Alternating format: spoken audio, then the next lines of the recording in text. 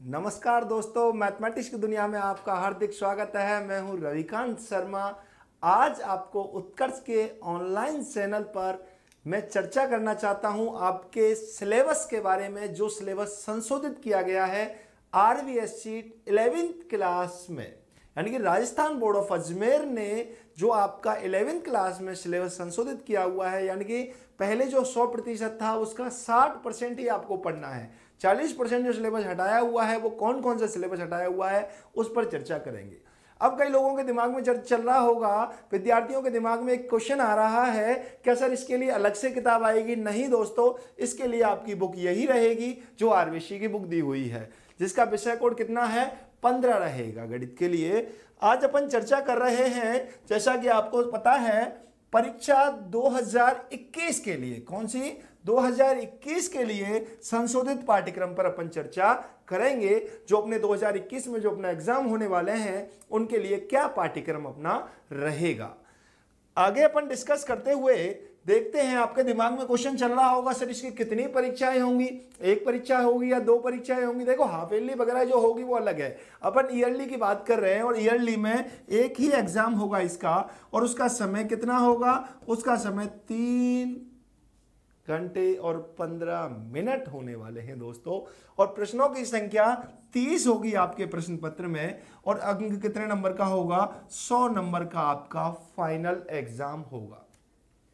अब आपके दिमाग में चल रहा होगा, सर 100 नंबर का तो परीक्षा होगी, पर उस परीक्षा में क्या क्या आएगा और कौन सा चैप्टर कितने नंबर का आएगा, कौन सी इकाई कितने नंबर की होगी, उस यूनिट पर अपन चर्चा करते हैं दोस्तों।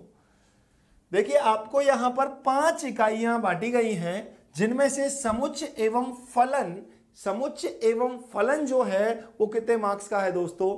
24 मार्क्स का है। समुच्चय एवं फलन में कौन कौन सा चैप्टर जाएगा आपका? पहला, दूसरा और तीसरा।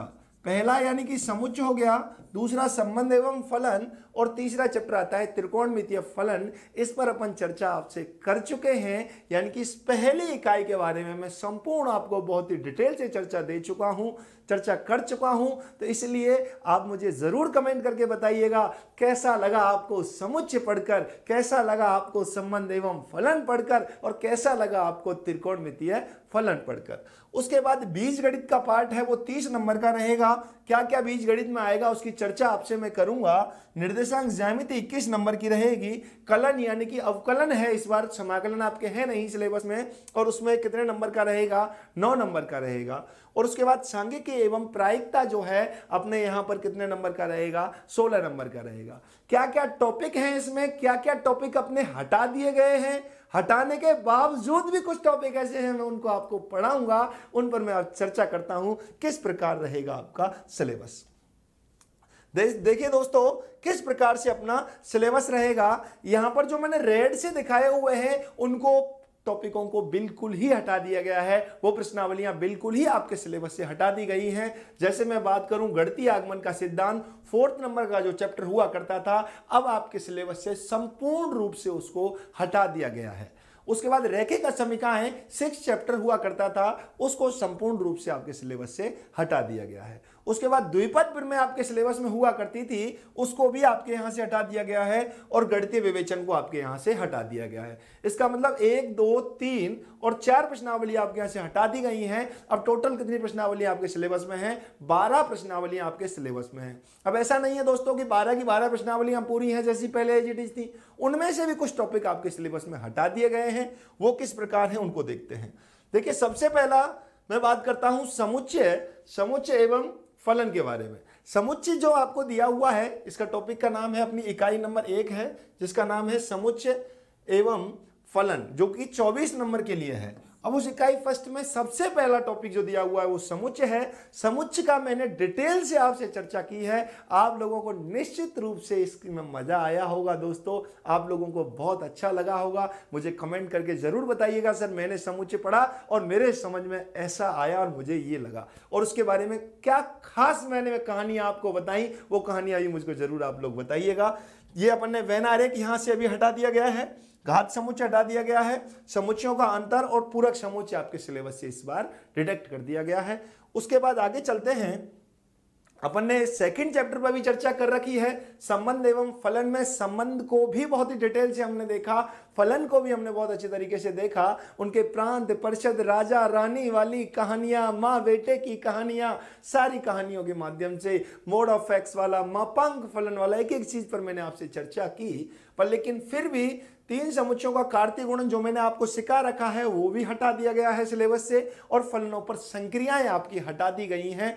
फिर भी आप लोग मुझे बताइएगा सर मैंने पढ़ रखा है और कैसा आपको अनुभव हुआ, उसके विषय पर अपन चर्चा करेंगे। आगे चलते हैं। नेक्स्ट आता है अपना त्रिकोणमितीय फलन। इस पर भी बहुत ही डिटेल में मैंने आपसे चर्चा कर रखी है, और इसमें से आपको फलनों का व्यापक हल ज्ञात करना, कोणों को रेडियन, सतिक पद्धति जो थी, तीनों पद्धतियों में ग्रेड टेक्निक्स में मैंने आपको बताया, वो भी सिलेबस से हटा दिया गया है। और आगे फिर नेक्स्ट टॉपिक जो गणितीय आगमन सिद्धांत टॉपिक है वो तो पूरा ही सिलेबस से हटा दिया गया है। गणितीय आगमन सिद्धांत के बाद आता है सेकंड अपना बीज गणित। सेकंड आता है अपना बीज गणित, एलजेब्रा का पोर्शन है, और एलजेब्रा का पोर्शन कितने नंबर का है? 30 नंबर का है। इसमें क्या क्या पढ़ेंगे अपन? इसमें सबसे पहले पढ़ेंगे अपन सम्मिश्र संख्या एवं द्विघात समीकरण, परंतु इसमें से भी ध्रुवीय रूप को, आर्गन तल ध्रुवीय रूप को हटा दिया गया है, और सम्मिश्र संख्याओं का वर्गमूल भी हटा दिया गया है। परंतु आगे परीक्षा और 12th क्लास की दृष्टि को देखते हुए मैं आपको घनमूल और वर्गमूल भी पढ़ाऊंगा, और ध्रुवीय रूप का भी थोड़ा सा आपको मैं बेसिक बताते हुए आगे चलूंगा। देखो दोस्तों, जिस चीज की मुझे जरूरत आगे पड़ेगी 12th क्लास में, मैं निश्चित रूप से आपका थोड़ा सा समय लेकर के उसको कराने का संपूर्ण रूप से प्रयास करूंगा। आगे चलते हैं। नेक्स्ट आता है अपने यहां पर टॉपिक रैखिक असमीकाएं, जो कि संपूर्ण रूप से आपके सिलेबस से हटा दिया गया है। इसका यहां पर कोई भी ये अस्तित्व नहीं है इस साल। और आगे चलते हैं नेक्स्ट टॉपिक की तरफ। नेक्स्ट टॉपिक हमें दिया हुआ है क्रमचय एवं संचय। क्रमचय एवं संचय को डिटेल से पूरा पढ़ाने वाला हूं, क्योंकि ये प्रोबेबिलिटी में भी मेरे लिए काम में आएगा। परंतु आपके यहां पर इनकी गणना के आधारभूत सिद्धांत, क्रमचय एवं इन दोनों के बीच में जो संबंध है, सूत्र की व्युत्पत्ति है, यह सिलेबस से हटा दिया गया है। आगे चलते हैं नेक्स्ट टॉपिक की ओर। तो नेक्स्ट टॉपिक अपने को द्विपद प्रमेय जो दिया हुआ था बाइनोमियल, संपूर्ण रूप से सिलेबस से हटा दिया गया है। ये चैप्टर अब सिलेबस में आपके नहीं है। दोस्तों, चिंता आप लोगों के बार बार एक ही चीज आ रही थी कि सर कौन सा सिलेबस से हटा दिया गया है, सिलेबस पर चर्चा कीजिए। इसलिए इस वीडियो को बताया गया है, आप बनाया गया है, और इसलिए ही आप इस क्लास के माध्यम से मैं आपको बताना चाह रहा हूं दोस्तों कौन सा सिलेबस से हटाया गया और कौन सा सिलेबस से नहीं हटाया गया है। फिर भी मैं डिटेल से आपसे चर्चा करता रहूंगा। आगे चलते हैं। उसके बाद आता है श्रेणी एवं अनुक्रम। अनुक्रम एवं श्रेणी में से आप लोगों को विशेष प्रकार के n पदों का, यानी summation of n, summation of n Q, summation of n square, इस प्रकार के पदों को क्या कर दिया गया है? हटा दिया गया है। केवल आपको समांतर श्रेणी और गुणोत्तर श्रेणी में, और समांतर श्रेणी और गुणोत्तर माध्य के पद में क्या बताया जाएगा? संबंध को ही आपके सिलेबस के अंदर रखा गया है। उसके बाद आगे चलते हैं दोस्तों। तो अगला आता है अपना इकाई नंबर 3, जो निर्देशांक ज्यामिति के लिए दिया हुआ है, और निर्देशांक ज्यामिति इस बार 3D आपके सिलेबस में है। निर्देशांक ज्यामिति में 2D में जो आपको दिया हुआ है वो सरल रेखा है। सरल रेखाओं में रेखा का समीकरण ज्ञात करना, ढाल, प्रवणता रूप, बहुत सारी चीजें, बहुत इंटरेस्टिंग चीज इसमें पढ़ेंगे। लेकिन इसमें एक बिंदु से रेखा की दूरी हटा दी गई है सिलेबस से, परंतु अपन उसको भी डिस्कस करके चलेंगे। किसी प्रकार की कोई चिंता का विषय नहीं है, बहुत ही डिटेल में ब्रीफली अपन चर्चा करते रहेंगे। उसके बाद आगे चलते हैं। तो अपने को मिलता है शंकु परिच्छेद। सांख्यक परिच्छेद या शंकु परिच्छेद में शंकु से बनने वाले एक शंकु को काटने से क्या क्या आकृतियां बनेंगी? सबसे पहले वृत्त, और वृत्त के बाद परवलय, दीर्घवृत्त और अतिप्रवलय आपने सिलेबस से हटा दिए गए हैं। थोड़ा बहुत उन पर भी चर्चा करते हुए, नजर डालते हुए अपन चलेंगे। कुल मिला के यह है कि अपन ऐसा नहीं रहेंगे कि उस टॉपिक को टच ही ना करें, उन पर डिस्कस करते हुए आगे बढ़ेंगे। उसके बाद आगे चलते हैं, देखेंगे तो अपना दे रखा है त्रिविमीय ज्यामिति, यानी 3D के बारे में परिचय है, और इसमें से विभाजन सूत्र को हटा दिया गया है। बाकी संपूर्ण एज इट इज रखा है। विभाजन सूत्र पर भी अपन चर्चा करेंगे दोस्तों। अभी मैं आपको बता रहा हूं सिलेबस से क्या हटाया गया है, चर्चा मैं करूंगा, वो अपने अकॉर्डिंग करते हुए चलेंगे। जो मुझे आगे जरूरत पड़ेगी उस चीज को मैं जरूर यहां करा के आपके लिए चलूंगा। आगे चलते हैं। नेक्स्ट देखते हैं। तो अपने को मिलता है सीमा एवं अवकलज। इसमें सीमा और अवकलज पूरा अस्तित्व अपन देखते हुए एक तरफ से चलेंगे। और आगे चलते हैं। सीमा एवं अवकलज के बाद अपने को दिया हुआ है गणितीय विवेचन, जो कि संपूर्ण रूप से सिलेबस में से यह अध्याय हटा दिया गया है। उसके बाद आगे चर्चा करते हैं दोस्तों। अपन करेंगे किसके बारे में? सांख्यिकी के बारे में। इसमें से परिसर, माध्य विचलन, बारंबारता मंटनों का विश्लेषण हटा दिया गया है सिलेबस में से, तो बाकी क्या रह गया है? अपने को प्रकीर्ण माप, प्रसरण और मानक विचलन, ये 3 बिंदु दिए हुए हैं, इन पर अपन अध्ययन करेंगे। बाकी अपन और भी चर्चा करते इस पर रहेंगे, काफी डिटेल में चर्चा इस पर अपन करेंगे। उसके बाद अपना आता है अध्याय है प्रायिकता। देखो दोस्तों, प्रायिकता का बेसिक से स्टार्ट करते हुए प्रायिकता को जहां तक 12th में स्टार्ट होती है वहां तक मैं आपको कराऊंगा, क्योंकि मेरे 12th क्लास में भी काम आने वाली है, कंपटीशन भी उसे ही बहुत ही इंपॉर्टेंट है। परंतु आपके इस साल सिलेबस से प्रायिकता का अभिग्रहतीय दृष्टिकोण हटा दिया गया है। मैं आपको प्रायिकता बिल्कुल 9th से स्टार्ट करता हुआ और आगे टॉप तक लेकर के जाऊंगा, जिससे एक एक चीज होगी। देखो, जो भी टॉपिक मैं स्टार्ट करूंगा, अब ऐसा नहीं है कि अपना 40% सिलेबस हटा दिया गया है तो सर उसको जल्दी जल्दी करा, नहीं दोस्तों, अपन कथा को कथा के हिसाब से ही कहेंगे, एक एक टॉपिक पर विस्तृत चर्चा करेंगे, क्योंकि अपना बच्चा नहीं रहेगा कच्चा।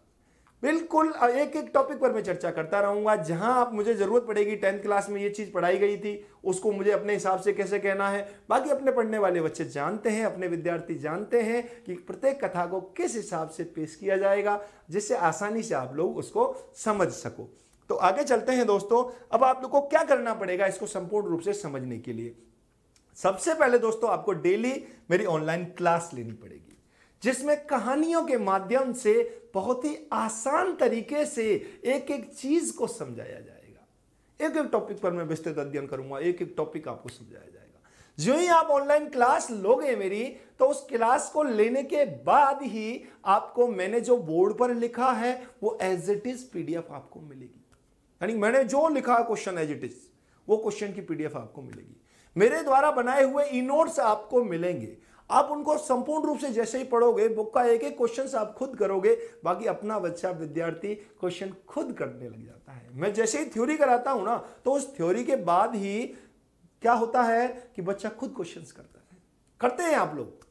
आप मुझे बताइएगा, करते हैं या नहीं करते? जो बच्चे मेरे से पढ़ते हैं, बताना कि सर मैं ये क्वेश्चंस करता हूं खुद ही। हर एक बच्चा क्वेश्चंस खुद करने लग जाता है। खुद बच्चा समझता है कि मैथमेटिक्स आर्ट है, एक कला है, इसको समझा जा सकता है, और वो समझते हैं बच्चे। उसके बाद जैसे ही आपको ये समझ में आया, और उसके बाद क्या होगा, एक क्यूज दिए जाएंगे। हर चैप्टर के 5 से 6 क्यूज, 6, 7, 8 क्यूज दिए जाते हैं।